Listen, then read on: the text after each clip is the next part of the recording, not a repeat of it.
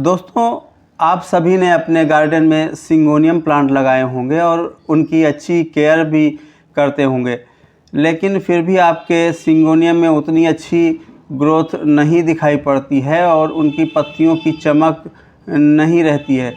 इसके कई कारण हो सकते हैं और आज हम इन्हीं कारणों पर बात करेंगे। साथियों, gardening channel Firoz plants lover में आपका स्वागत है। तो साथियों, वीडियो शुरू करते हैं। सिंगोनियम प्लांट की बहुत सी वैरायटीज़ होती हैं, कुछ ड्वार्फ वैरायटी होती हैं और कुछ अलग अलग पैटर्न लिए हुए वैरायटीज़ होती हैं, और आपके पास भी इसकी कोई ना कोई वैरायटी ज़रूर होगी और अपने गार्डन में इन पौधों को आपने भी लगा रखा होगा। सिंगोनियम प्लांट की अच्छी ग्रोथ के लिए हमको सबसे पहले तो यह जानना ज़रूरी है कि कौन कौन सी चीज़ें इस पौधे को ग्रो होने से रोकते हैं। इनमें क्या कारण होते हैं जो ये पौधा अच्छे से ग्रोथ नहीं करता है। तो इनमें सबसे पहला जो कारण होता है पानी का ज़्यादा हो जाना, और जब पानी ज़्यादा हो जाता है तो ये पौधा अच्छे से ग्रोथ नहीं करता है। दूसरा कारण होता है सॉइल का ज़्यादा गीला होना या पूरी तरीके से सूख जाना और वेल ड्रेन्ड सॉइल का ना होना।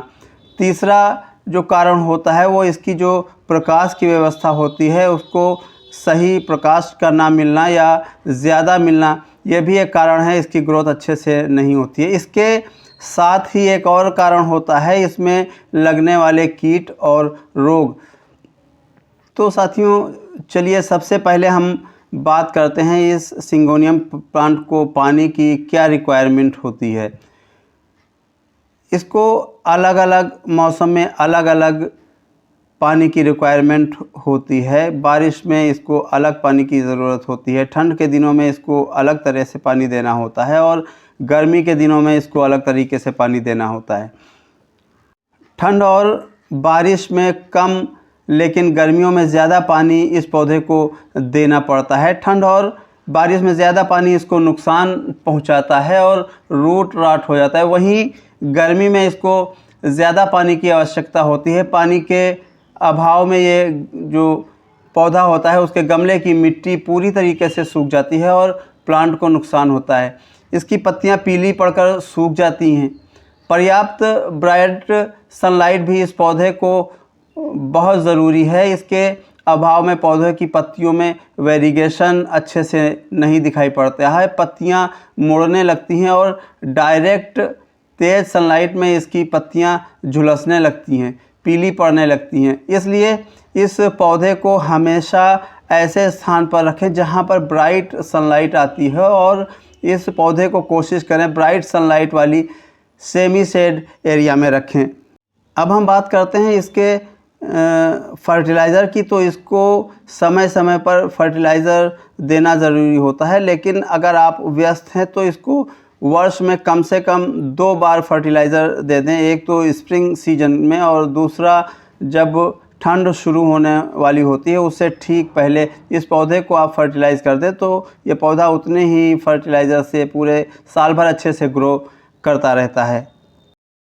अब हम बात करते हैं इसके लगने वाले रोगों और कीटों के बारे में जो इस पौधे को बहुत बुरी तरीके से क्षति पहुंचाते हैं। इसके साथ ही हम जानेंगे इन रोगों को और कीटों से बचाव के क्या उपाय हैं, और इन्हीं उपायों पर, इन्हीं रोगों पर आगे हम आपसे बात करेंगे। सबसे पहले हम बात करते हैं इसमें लगने वाले कीट जैसे स्पाइडर माइट्स, या एक मकड़ी की तरह का कीट होता है जो इसकी पत्तियों को पीला कर देता है। और दूसरे नंबर पर इस पौधे में मिलीबग्स लग जाते हैं, और मिलीबग्स या एक छोटा सा सफ़ेद फफूंदी जैसा कीट होता है जो पत्तियों और तने पर इकट्ठा हो जाता है और ये पत्तियों के रस को धीरे धीरे चूसता रहता है, जिससे आपकी पत्तियां पीली पड़ने लगती हैं, सूखने लगती हैं और वो करली हो जाती हैं। इसके साथ ही एक और कीट इसमें लगता है, स्केल कीट होता है। ये छोटे छोटे चिपचिपे कीट होते हैं और जो पत्तियों के नीचे और तने पर चिपके रहते हैं। इन सभी कीटों से बचाव करने के लिए, इनसे बचने के लिए पौधों को तेज़ पानी से धुलें और उस पर नीम ऑयल का छिड़काव कर दें तो आप इन रोगों से, इन कीटों से छुटकारा पा सकते हैं और अपने पौधे को अच्छे से ग्रो कर सकते हैं। इस पौधे में मुख्यतः 2 तरह के रोग दिखाई पड़ते हैं, लीफ स्पॉट और बैक्टीरियल ब्लाइट। लीफ स्पॉट जो होता है इस पे ये एक फंगल डिसीज़ है जिसमें पत्तियों पर भूरे रंग के धब्बे पड़ जाते हैं और आपका पौधा बहुत ख़राब लगने लगता है। धीरे धीरे ये पत्तियां ख़राब होकर आपके पौधे को भी नष्ट कर देती हैं। इसके अलावा जो बैक्टीरियल ब्लाइट होता है यह एक बैक्टीरियल इन्फेक्शन है जो पत्तियों और तनों को काला कर देता है। ये रोग बहुत घातक होता है और आपके पौधे को पूरी तरीके से नष्ट कर देता है।